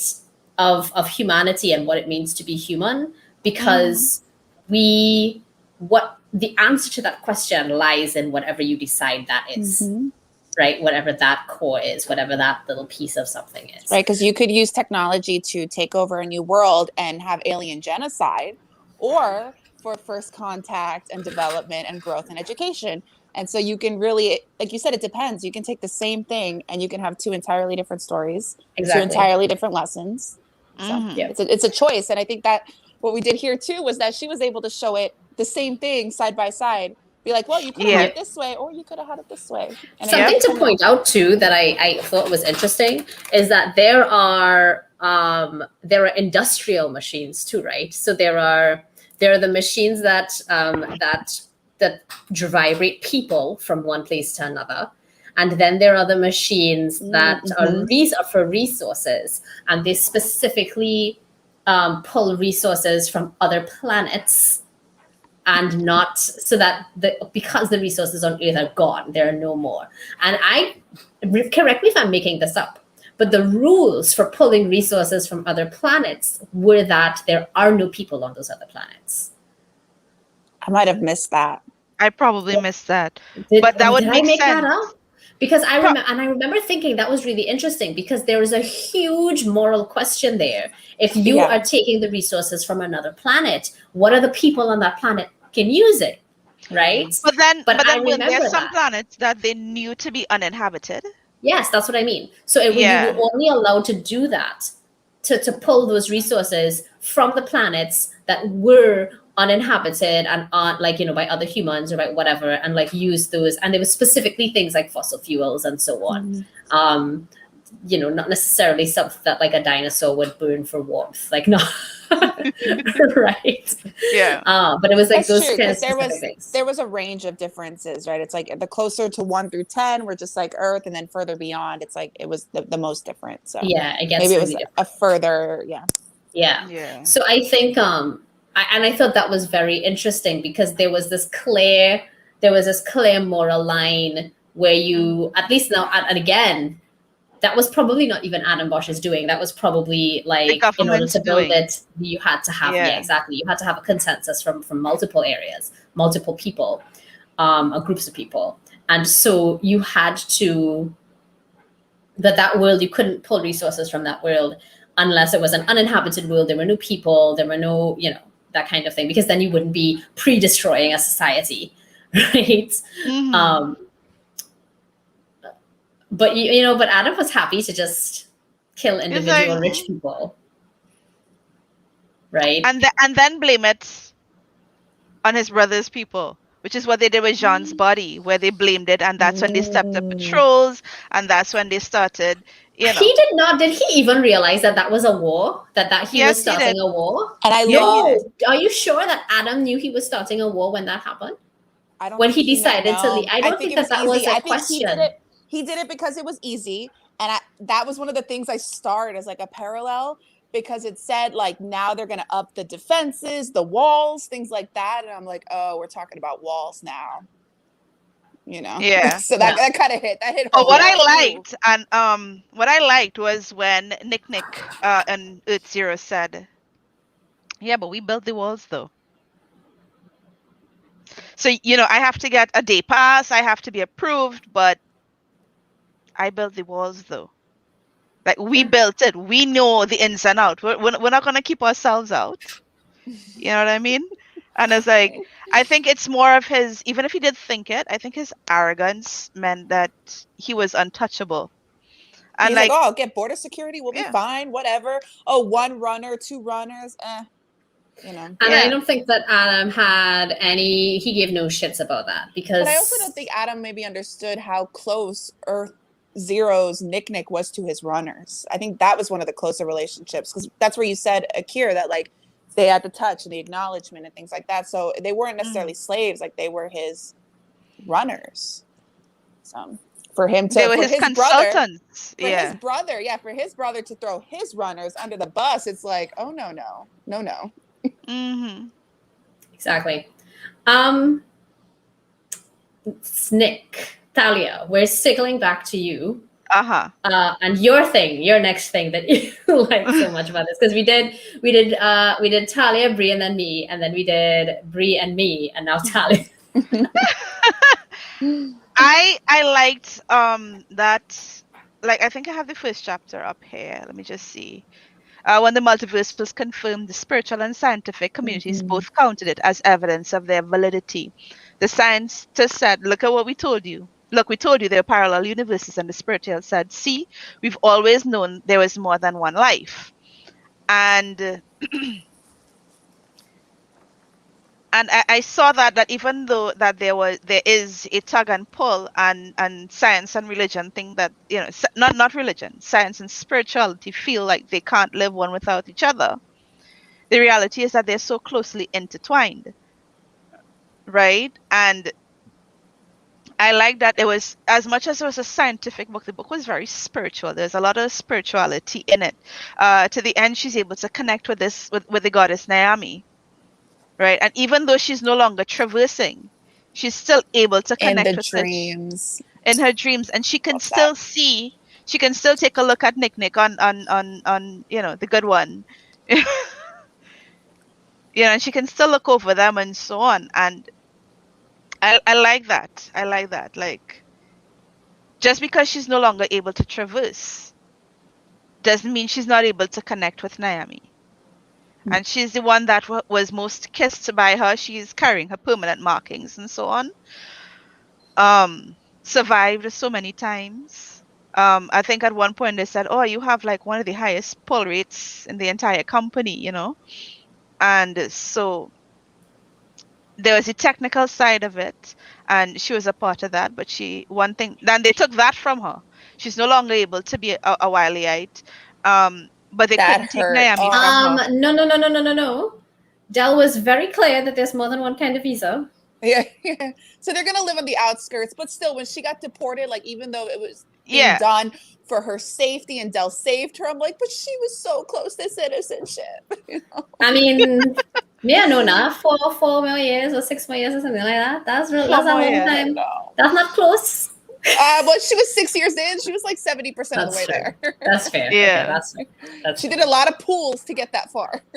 So for me, I'm like, and it's funny because Kira, I did 5 years of a PhD and I dropped out in my 5th year, which is, people hear that and they're like, oh, why'd you do that? And so when I saw her going home after 6 years of hard work and so close, I'm like, oh girl, I know how that feels. Sometimes it doesn't matter though. It doesn't matter that you're close to something. Sometimes it's not the best thing for you. And so look, now she's going to live halfway. She found, and not to steal anybody's thunder, but the space between worlds, like she touched on that a lot. And then in the end, she found again, she's still between Wiley and still between the Ashlands. She's still living in that space. She's still But living, now she's definitely home. she found comfort. She found a place where she can fit in the middle and not be. She was always uncomfortable. I don't belong here. I'm from Earth 22. I'm not from Earth 0. And now she's like, well, I'm right in the middle, and I have peace now. And I think that was a beautiful moment. Yeah. And then in the end, she turned into basically Care, career-wise. Did she? I don't know. Yeah, explain that to me. Wasn't she helping people write their college essays and apply for jobs? Oh, and writing letters. Writing letters, translating. Yeah. That's kind of true. Yeah. I guess. And it's like, oh, she turns into Care. I mean, that's pretty good. Good for her. She found a niche. She found what is it? An untargeted untapped area. Yeah, it was an untapped niche. Yeah. I liked that for her. I really liked that for her. Yeah, that was pretty nice. Also, the brothers. Since we have about half an hour left, let's talk about the ending. Let's talk about the end. Let's talk about how. Oh, she fucked him good. I mean, that's not necessarily how I would have phrased it, but I suppose so. Yes. For accuracy's sake. Oh yeah. Are we talking about the eye drops? Yeah. I'm talking about. Well, yes, that. But okay. And that was a I remember thinking because she said it in the beginning, and I'm like, "Ooh, it came back." I wasn't expecting. I should have expected it to come back as a writer, but when it happened, I'm like, "Oh." And then, so yes, that's exactly how I felt, because that came full circle. Because I remember taking note of that detail in the beginning and being like,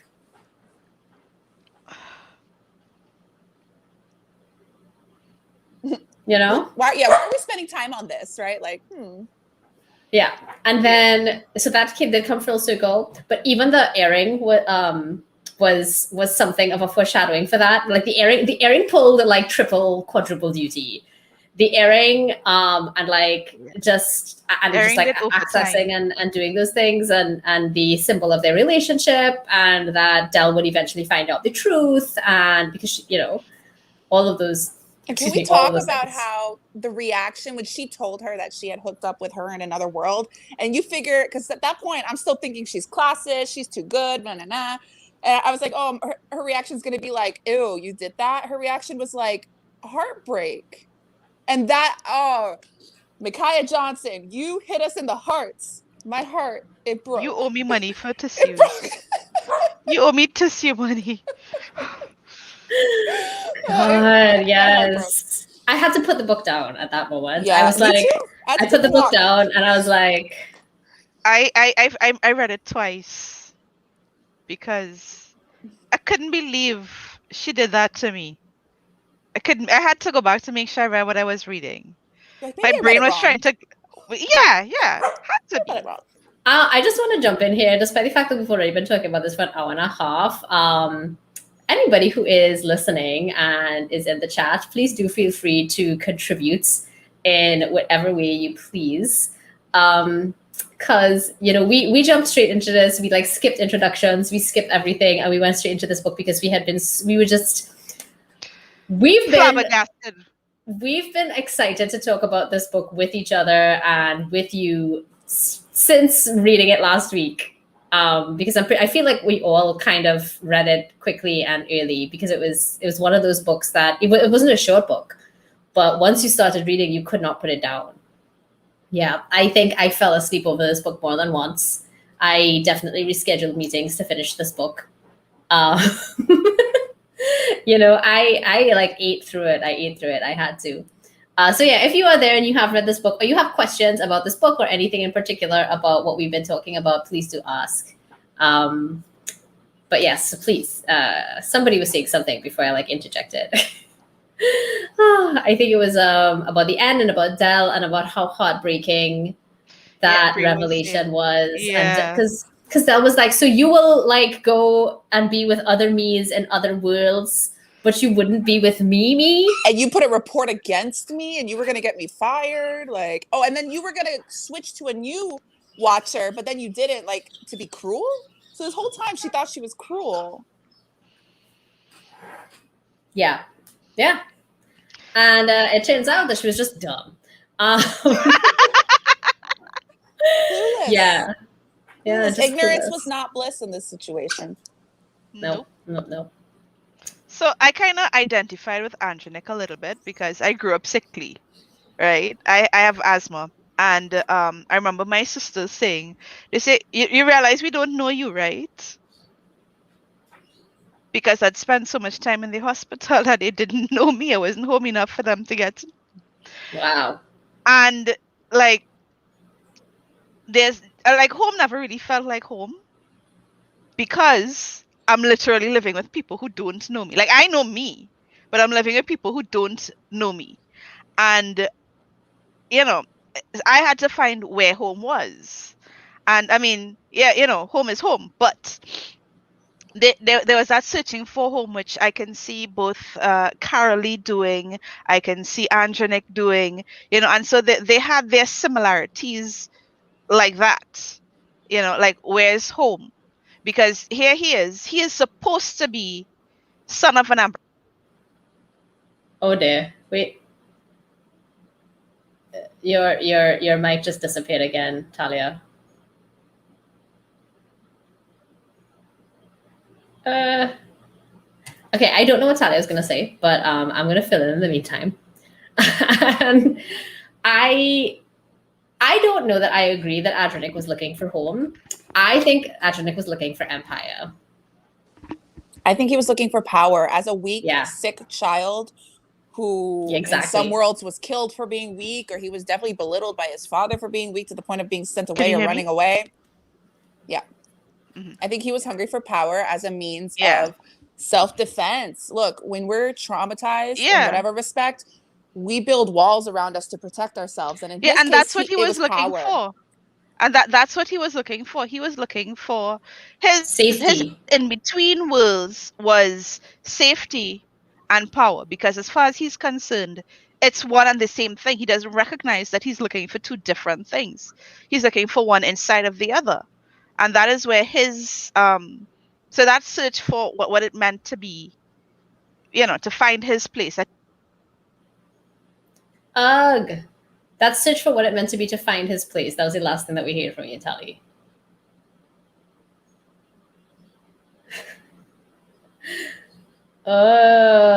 Technical difficulties. Hello. Yes, Hello. there you are again. Right. I don't know what I have no clue what's going on. Just don't move. Stay completely still. So what happened was so he's looking for his home, and his home, as far as he's concerned, is where he is both secure and in power. And as far as he's concerned, his place in the universe is as God. He's it's when he's overcompensating, because look, safety is having love and respect and things like that. For him, he needs to have he's traumatized and triggered. He needs to have ultimate control over everybody to feel safe, and that's not sustainable. So that's why he's an antagonist. Yeah. It's not sustainable. The difference is, it's like, how do you handle your trauma and how do you grow from it? Is it sustainable or not? And that's whether you're the protagonist or you're the antagonist. But that brings it back to why I felt like he was a better one to me. I mean, obviously, I think that's obviously subjective, whether or not you think that this it was well crafted. But and that's the thing. Like, that's why I think for me he was a better antagonist, because he didn't have his goal was completely internal, right? His goal was completely, I want to feel safe and secure, and the way that he did that was by building an empire. The way that he did that was by, like you said, having complete control and complete power over all the things, right? And that's why I felt like that for him, because he did all of these horrible things, and he knew that they were horrible things, right? But despite that, it made him feel good. It made him feel powerful, strong, secure. Yeah. So that's Go ahead, Tom. One of the things that I noticed was the way that they use what they call social signifiers. So, there's a certain way you dress if you want to look like you belong to a certain income bracket and so on. And there were a lot of things that we forgot his what name he was using, but Andronic. But Adonic Adam. Adam, right? I forgot his The name. first man. What is going on? I too thought that was interesting. Yeah. Yeah, and yeah, this is reflecting badly. Yeah, the way he'd wear white because he's not in the desert to get dirty. The way his pants legs would be wide leg because there are no scorpions to crawl up. The way he offered her fruit, right? And The way the bench in the shade. the bench in the shade. Yep, that's something that could have never happened. Um, and then on Earth 175, right, where he had an entire retinue of men, where he was using his father's office, where he had obsidian, silver, the long cloak. Yeah. So even though he yeah. was and it was, the descriptions meant one thing at one point in time, and then when things started clicking into place for her, she realized that it was all deliberate and that he's been telling people who he was all this All time. performative. Yeah. All performance. But Yeah. no, he was the father of science. He was benevolent. But yeah, when you compare it to Adronic, Elon Musk.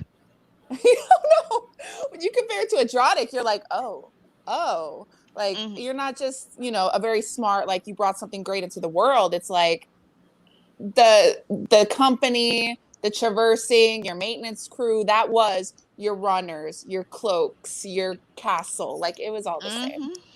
And so beautifully done. I love Yeah.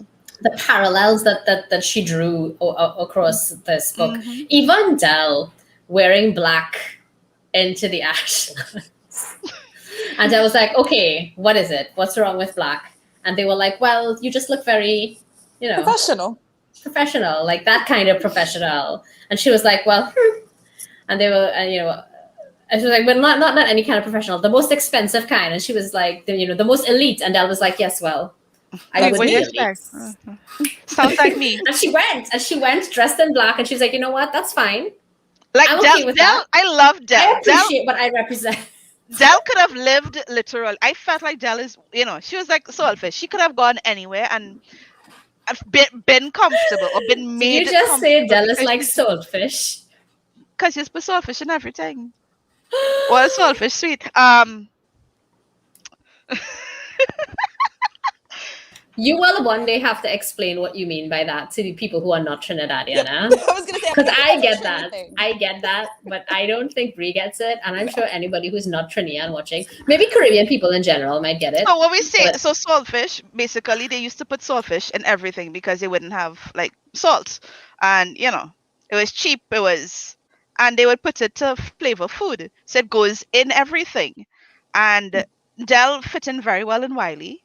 Dell she was comfortable, or she had a modicum of comfort in Ashtown, a place that she's never been, right? And now she's living, and she would have in been between. Comfortable being with Cara. Yeah, even though we didn't think so. Yeah, and now she's living in neither place, and she's living with the love of her life. So she was one of them. That's why I said she was like that. Right? That was the first thing I said. Good, Cara like Soulfish, but meaning she is like so because she could. Cara like or Dell like? Dell like Soulfish. Dell, I said, yeah, Dell was like Soulfish, and I really really liked that about her. And it's like some people are searching for their place in this world, and some people are, bloom where they're planted type people. And yeah, that was good to see. Maybe home is a person sometimes, or home is yourself. Like you said, maybe she's just comfortable with herself. Yeah. Which is funny because, again, what I perceived as, stuck up kind of classist in the beginning turned into.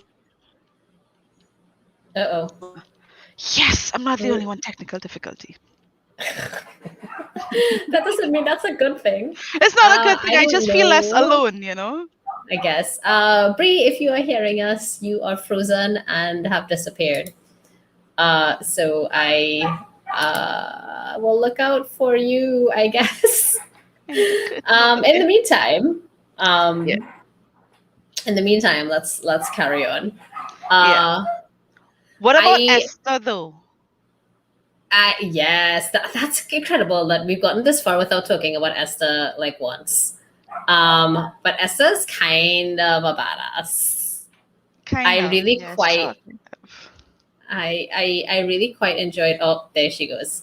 Mm, Well, she will hopefully be back shortly. I'm rejoin. guessing Yeah. there's a just, yeah, it's just like a The technical, reset. maybe a Wi-Fi thing. Yeah. We're almost. I mean, our time for today is almost up anyway. I know that we try to keep this to 2 hours at most, and Right. we've got about 15 minutes left for that. So, I think what I normally want to do around now is to talk about our wrap-up thoughts. I'm not sure I want to do that without Bree. Since it's her book. It's her book pick. It's Pick. Micaiah Johnson's book. But, Which is gonna live rent free in our hearts, by the way. It's gonna live rent free in my heart and my mind for like ever. For a while. Like A we should long put time. some distance between this book and the one I chose though, but I don't know. I'm gonna look up before we close off today just to mention what book we're going to be reading next. Who Fears But in the Death? meantime, I think it's my yes. pick. It's your book, Who Fears Death. I can check. It's right here. It is. It is Yeah. Who Fears Death. Who Fears Death by Nidhi. Yeah, and then after that is The Chosen and the Beautiful, which is my pick. I don't know if Bree is coming Bree, back. where are you? Where are you? Oh, I just heard from Shayna. Shayna got stuck on a. Shayna got stuck at, I guess, work/play, and she just got home. Hi, That's Shayna, okay. come join us. We haven't seen you in a few weeks. No, we saw her in 2 weeks. She was at our last one. She was, wasn't she? Wasn't she? Last time was Mother's Day. No, you're right. You're right. So it's been. Oh, so there was the one before we haven't seen Shane. Okay. Yeah, it's been a minute. So it's been a month. It's been a month. Yeah. It's been a month. Okay. So let's. I don't know. I would like to wait for Bree, but I also don't want us to go too late past the 2 o'clock. So for now, let's start our wrap up thoughts. I guess. Talia, do you want to go first?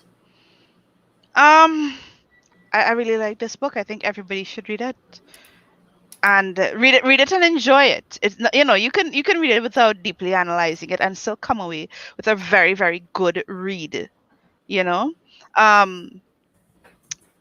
It is a very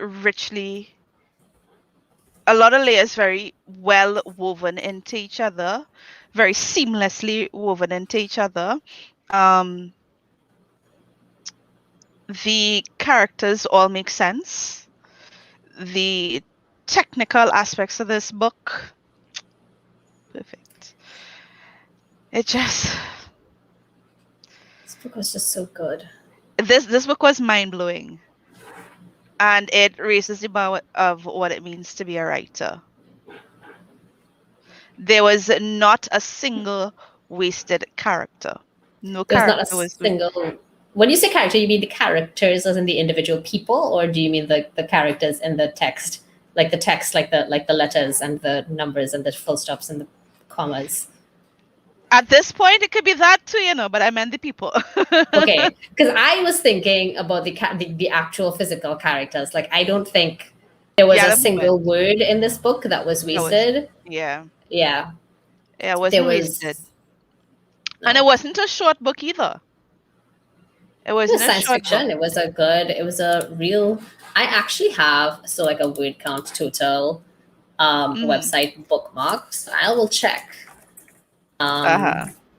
This book was 94,216 words or 336 pages. So that's actually not as long as I thought. It's not as it's. I mean, but I thought this book was over 100. I thought this book would be over 100,000 words. Yeah, that's just to tell you, we're so used to filler. It's true. We are so used to filler and useless subplots and side quests and all this kind of thing. Not a single thing happened in that book that wasn't relevant to this story. Yeah. And I really appreciated that. This was.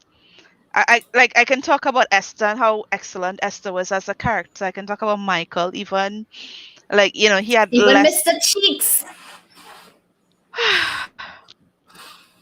Mr. Cheeks, man. Actually, I loved Mr. Cheeks. Tell me more. We gotta stall until we figure out what happened to Bree anyway. Until Bree comes back. So Bree, we're waiting for you. I liked Mr. Cheeks. I like that, he had this soft spot for him, even though he was seen as so hard. But it was such an obvious soft spot. Yeah. Right. I don't know what happened there. Bree came back and I added her, but I don't know if she's. Can you hear me? Can you hear we me? can hear you. We can hear you, but there's no video. Oh, weird. Hold on. Let's see. Stop cam. Start cam. Gave it permission. Well, I'll work on it. Keep talking. Okay. You were talking about Esther and Mr. Cheeks. And Mr. Cheeks, and he declared his love for Esther. So on Earth 175, I think it was, with the tattoo, with the ink, it was right there. Yeah, the star within a star, I think it was. A star in a circle that he would fill in if she ever broke his heart. Is that what it was? I don't know. I don't remember that part. But yes, that. I remembered it because it's been this thing where all your tattoos supposed to have meaning. Show me your most meaningless tattoo. It's this trend on TikTok, and it's like this was just the opposite. This was his most important, piece of ink. And again, when we go back to social signifiers, Yeah. His character wasn't wasted at all. He wasn't just the person she would go to. He was more than this character who was going to be her go-between herself and Nick. He was more than just her courier, He was somebody who had hopes and dreams and aspirations. To Esther, yeah. To Esther, okay. Esther, yeah. Yeah. Bree, are you back? Is it just your camera that's not working? I think it's my camera, but I'm here. Okay, all right, okay. Great. Well, that's okay because we are in the phase where we were trying to stall and talk about Esther and Mr. Cheeks and all of these other cool characters. Yeah, because we're in the wrap up phase. Perfect. I think so that we can close off at our 2 hour mark, close off around 5 o'clock. And I think I kind of interrupted Nicola's closing thoughts to stall some more. So yeah, the last thing I think you were saying, Nick. Talia, god damn it, I keep forgetting to use your pen name. I'm sorry. I'm still the same person. I only have that name because I thought it was sexy. I'm sexy. It made sense to have that name. So I mean, either or. I'm both people. I'm just sexy when I'm Talia, but I'm still okay. Sexy as well, in that case, Talia. Yes. Talia. you were saying that that not a character was wasted, that you think each of the characters in the book served a really clear and specific purpose, and that you really enjoyed having them. Hey, Bree! Yeah, so Talia, back to your closing thoughts. Yeah, so like I said, not a single character was wasted. They played double duty even within the world in which they existed in. And this book was just pure craft. This was, Yeah. And hot. It was more than just the science. It was the heart of it. And, what it means to be human and what it means to be a better person, what it means to love, And we make mistakes. And I think if there was a moral to this book. Talia, your if there was a moral to this book, was the last thing that we heard. We have to know the moral. I know, right? Yeah. So if there was a moral to this story, it was, accept yourself for who you are. Right? That was how she found happiness. And the first time she accepted who she was when she said, it doesn't matter how you get it. As long as you have it, it's yours. And that's why she felt no compulsion about stripping this dead body and absorbing her life, right? And then when she was in that life, she had to accept who she was in that life. She had to accept that she was, even though she was trying to be Cara Mentor, that there were people with whom she needed to be Cara Lee with. And those people were Dell, who deserved better. That was Esther, who Esther. deserved a better sister, right? And which I guess was probably why she and her mom didn't get along in the book, because her mom was like. So the actual interactions after we've seen her grow up, she's hardly had any interactions with her mother, but her mother was the reason for many of her debts and these other earths. And Yeah, she had mommy issues, boy. you know what they say, daddy issues, triple mommy issues, serial killer. So that is why Adam thought she would have made an excellent maintenance worker. It's like, Well, Adam wanted the most damaged version of her, Nalene. yeah. Mm. Yeah. Cool. Well, So- Bree, Bree, closing yeah. thoughts. Closing thoughts. You mentioned, Talia, that yes, part of it was accepting her as she is, but I also thought that it, in the same vein, it also tells a story that you can always change. That she didn't have to be Nalene. She didn't have to be Cara Menta. She didn't have to be Cara Lee, even, who was, beaten and abused and struggling for food. That she could find the person that she wanted to be, who would make her happy. So I think at the end of the day, that this story just shows us that we have choices and that we're not stuck. And that even if you feel like you're Nalene, you can become Cara Lee. And, it's that growth is possible, change is possible, and that our hurts, our traumas, and our scars aren't always going to inhibit us. In fact, sometimes they are our strengths. So, Don't make me cry, Brie. Oh, okay. But for that, I just thank the author for giving us this story, because I think, like I said, it illustrates the capacity to change, but the capacity also for acceptance, and that it's never too late to find your happiness. Yeah. Oh, and the importance of communication, because if Dell and Cara Menta had just had a conversation about their attraction for each other, it wouldn't have been a 6-year-long situationship. But anyway, I digress. That's the truth. So Luke has just jumped in. He says, "Love seeing you, moms," and Fred on the left, and hi to Bree. Hi, Luke. So I guess that's my turn. Michael is there. I'm not used to it coming around back to me so quickly, because usually we've got Shayna and Gabriella. My closing thoughts. I think that this book, I think Talia, you said this earlier too, this book was a lesson in craft. This book is a lesson in craft, but this book is also a lesson in privilege. This book is a lesson in identity. This book is a lesson in kindness, and a lesson in exactly what you both said, accepting yourself and learning to accept and embrace change, right? And being able to change, right? And being able to change who you are without letting go of your past and your roots. And sometimes what that means to choose a different path while still embracing your roots and understanding the lessons, like, Adronic and / Adam versus Cara and all the versions of Cara, right? Those two parallels, I think, were some of the most, this is one of the most poignant reads I've ever had, just looking at those two.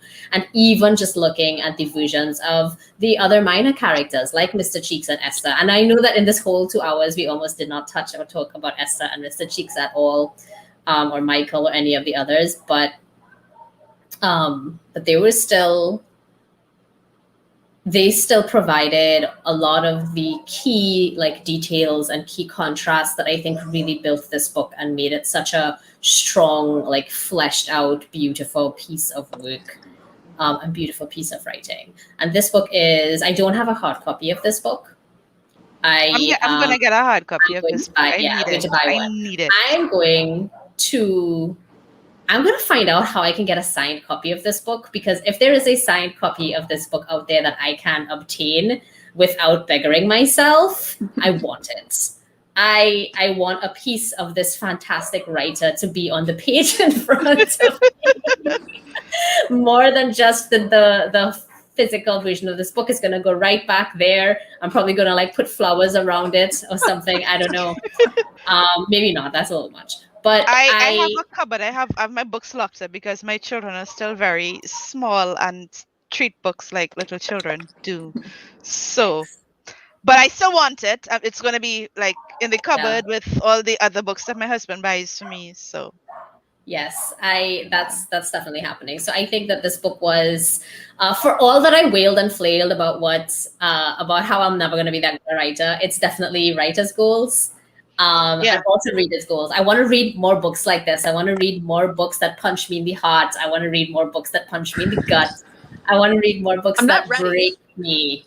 No, I loved it. I loved every moment, every single moment of this book, shaving pieces of my heart off. I want more. You know, I kept reading because even though we kept getting gut punched, I'm like, this book is written so well. I'm like, I know she's not going to let us down. She's not going to let us down. We're going to get like fantastic. Yeah. Fantastic. But yeah, so those are my thoughts. I think those are my final thoughts. A lesson in craft, a lesson in identity, a lesson in privilege, a lesson in change, and a lesson in embracing yourself. It was all of those things and more. Yeah. So in short, go read this book. It is A Space Between Worlds by Micaiah Johnson. Yes. Beautiful cover. It is a gorgeous cover. Join us in 2 weeks when we'll be talking about Who Fears Death. That's a pick by Talia, actually, by, I want to make sure I say the name, Neri Okarofor. Yeah. Did I pronounce that properly? I probably did not, but I will look up how to pronounce it. Yeah, we can watch a video afterwards. Yes, and look up how to pronounce it quickly. Luke says that is a beautiful cover. It is a beautiful cover. It is. Absolutely beautiful. But yeah, I think that's it. So friends, family, internet dwellers, book readers, and book cultists, and Echo, thank you for your attention these last couple hours. Please go read this book. It's absolutely lovely. Bye. We will not steer you wrong. Goodbye. No. Well, I mean, we might, but you'll enjoy it. Yeah. You'll like it.